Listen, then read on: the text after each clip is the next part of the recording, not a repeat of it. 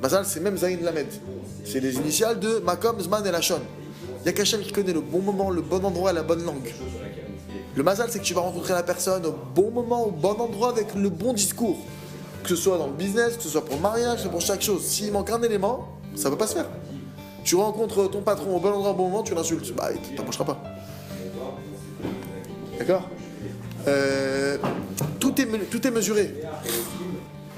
Avant que l'homme, il doit utiliser son intellect et de comprendre ce qu'il peut comprendre et d'arriver à des conclusions X ou Y, d'accord, qui va maintenant faire dire ouais mais si je souffre c'est pour ça ou c'est pour telle raison naturelle, j'en sais rien, pour X ou Y qui m'arrive telle et telle galère pour ça. La première des choses, ou même pire que ça, qui va se, comme on a expliqué, qui va se persécuter, qui va commencer à dire c'est de ma faute à moi, c'est de la faute de l'autre, ou c'est de la faute de la... qui va accuser. On a dit que ça c'est un gros et c'est un sourd de s'accuser.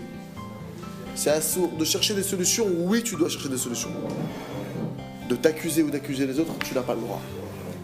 Pourquoi ? Parce qu'encore une fois, chaque chose qui t'arrive, ça provient d'une seule et même main. C'est la main d'Hachem.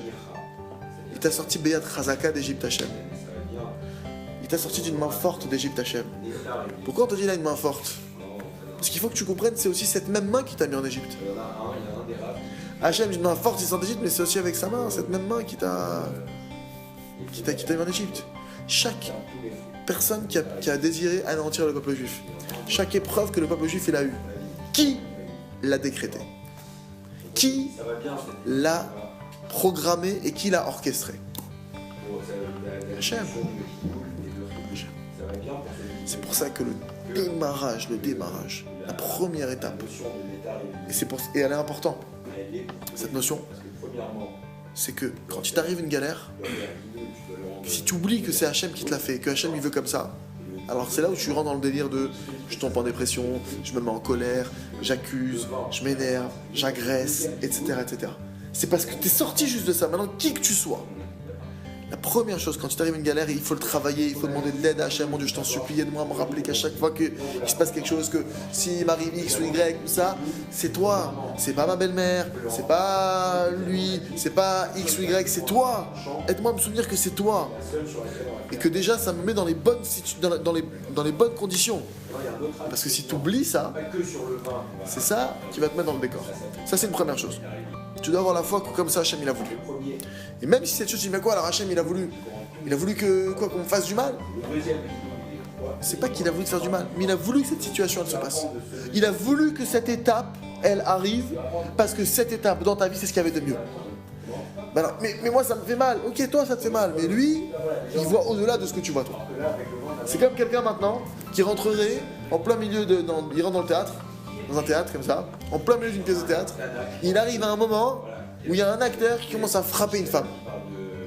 Il dit hey, c'est des manières ça de frapper une femme. Et à ce moment-là, il y a un spectateur qui dit chut, si tu savais ce qu'elle avait fait cette femme, c'est encore rien de ce qu'elle mériterait d'avoir. Nous on arrive, entre guillemets, on veut dire mais pourquoi ? Allô, il y a tout un schéma. T'as peut-être oublié ce que t'as fait il y a 10 ans. Il y a des choses.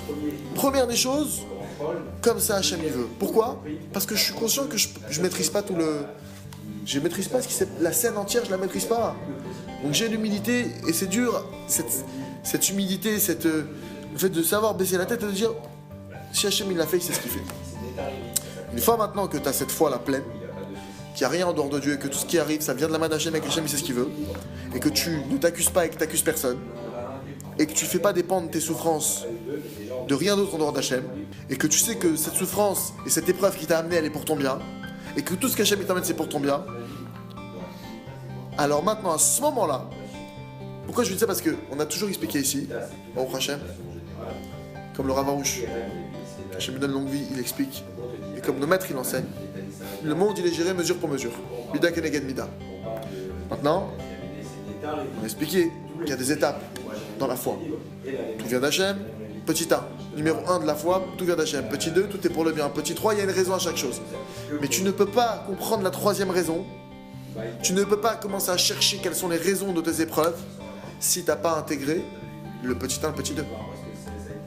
Il y a le ABC. Le B à bas, c'est quoi ? Ça vient oui d'Hachem. Et c'est oui pour ton bien. Mais ça veut dire quoi? C'est-à-dire que tant que tu sens que ça, tu l'as pas intégré, t'as pas le droit de creuser plus loin que ça.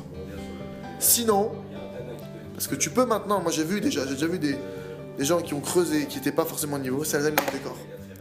Ils sont partis dans le décor à cause de ça. Parce qu'au fond, ils n'ont pas accepté, ils n'ont pas admis, parce qu'ils n'ont pas intégré que c'était pour leur bien.